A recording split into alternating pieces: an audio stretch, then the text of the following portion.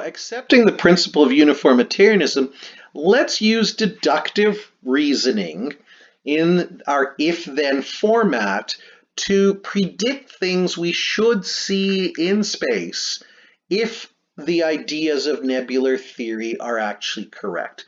So if the solar system began as a slowly rotating nebula, now remember from our lessons on logical reasoning that I'm making our antecedents green and the consequence will be purple. So in this case, our antecedent is that the solar system began as a slowly rotating nebula. What does deductive reasoning tell us then would be a consequent that we should observe elsewhere? Well, combining with the principle of uniformitarianism, if there once upon a time was a solar nebula that was slowly rotating, then there should be other nebulae elsewhere in space that are also rotating. And so we can predict that there are other rotating nebulae out in space, and what we do next is we go and we look at other nebulae and we see if they're rotating. How exactly we figure out if a nebula is rotating, since they rotate very slowly, we'll talk about in another lesson. But in fact, we have observed the predicted consequent, other nebulae are rotating. Now you'll remember that this is affirming the consequent. And remember, that's a logical fallacy. So on its own, it doesn't do much to support the hypothesis of the nebular hypothesis. So what we need to do is we need to repeat this. We need to make another observable prediction. So let's go to observable prediction number 2. If the solar system began as a nebula that shrank and flattened into a protoplanetary disk, then what should we observe when we're looking out into space at other nebulae with our telescopes?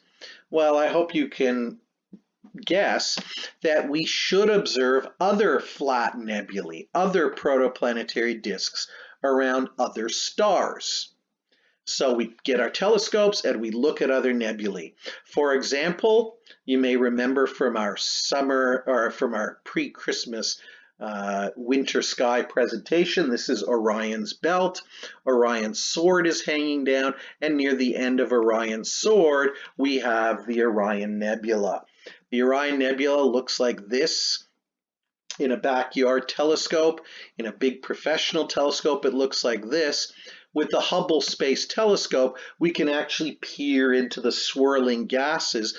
And when we look around in there very carefully at very high magnifications, we do indeed see flattened nebulae, flattened clouds of gas and dust, exactly as nebular hypothesis predicted. We find many of them in many, many places, not just in the Orion Nebula.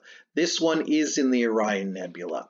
But here's another one, and in this case, it's seen with an infrared telescope. The black disk here in the center is actually put into the telescope to cover the star, because otherwise all of this would be lost in the glare.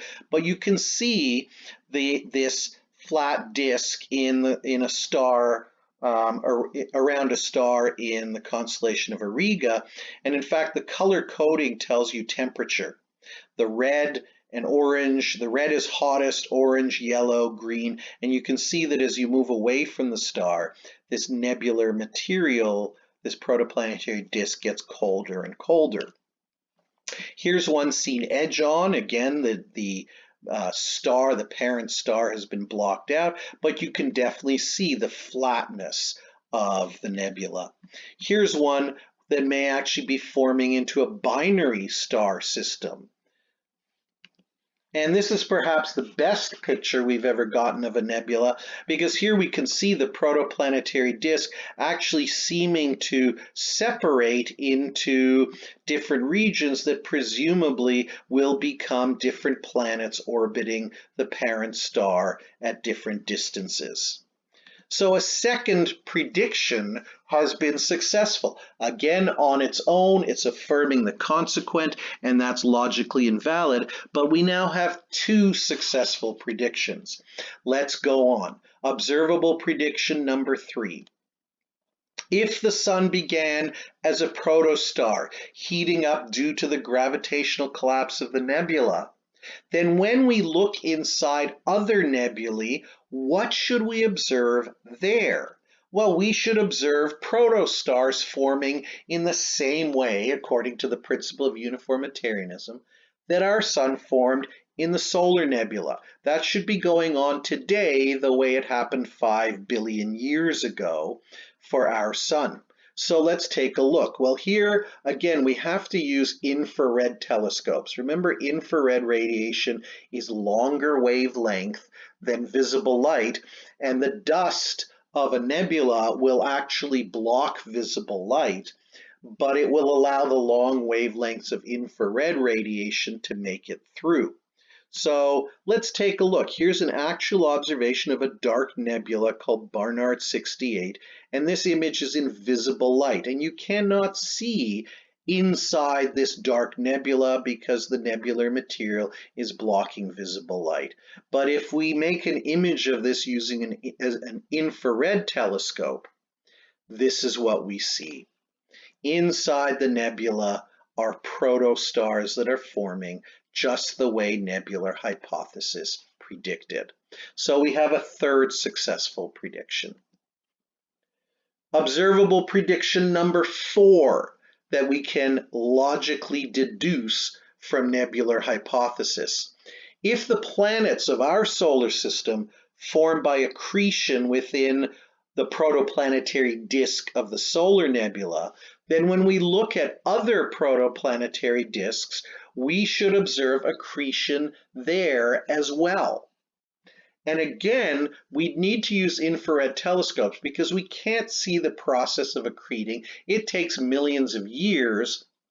But what we'd be looking for are hot spots, places where the constant collisions of this material is generating a lot of friction that generates a lot of heat, which comes out of the nebula and can be detected with infrared telescopes. What do we actually observe?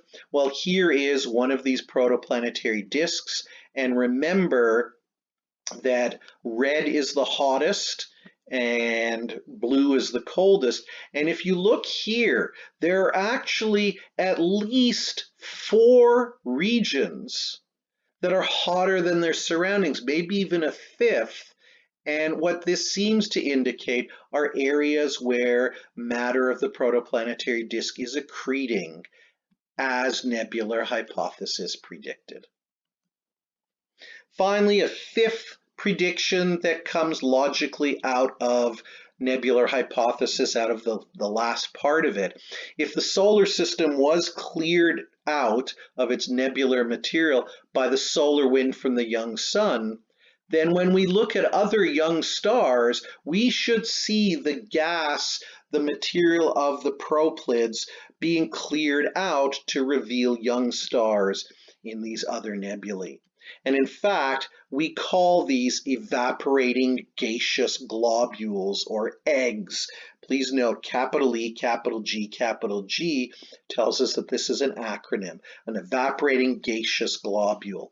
And when we use the Hubble Space Telescope, this is a part of what's called the Eagle Nebula. These high columns of gas and dust are called the pillars of creation, because as you zoom in on there, you see these strange little shapes, these strange tendrils, and if you zoom in at the very top of them, what you see are bright new stars that are forming and are actually blowing the material away, as nebular hypothesis predicted. So this is what a stellar egg looks like, an evaporating gaseous globule.